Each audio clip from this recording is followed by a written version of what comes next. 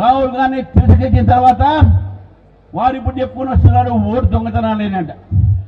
Vote దొంగతనం కాదా, నీ మెదడు దొంగతనం అయింది, మీరు మెదడు జాగ్రత్త పెట్టుకోండి. ఓటు దొంగతనం అయింది మీరు, అందుకని మీ ఓడిపోయినా అంటున్నాడు. మరి తెలంగాణలో గెలిచింది మీరే కదా, ఇక్కడ జోరీ కాలేదా?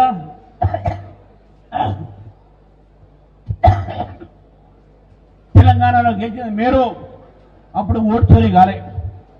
మీరు హిమాచల్ ప్రదేశ్లో గెలిచింది మీరు, ఓటు చోరీ కాలే. మీరు కర్ణాటకలో గెలిచింది, ఓటు చోరీ కాలే. ఈవీఎంలు పనిచేయలే అంటారు మీరు.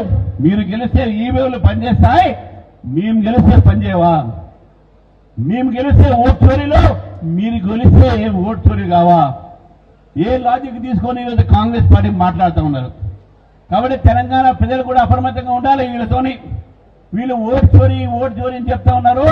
వీళ్ళు ఓటు చోరీలు కాదు, వీళ్ళు ఓట్ల కోసము కాలు పట్టుకొని రజాకర్ల ఒక వారసులకు వీళ్ళు దాసోహం పలుకుతున్నారు.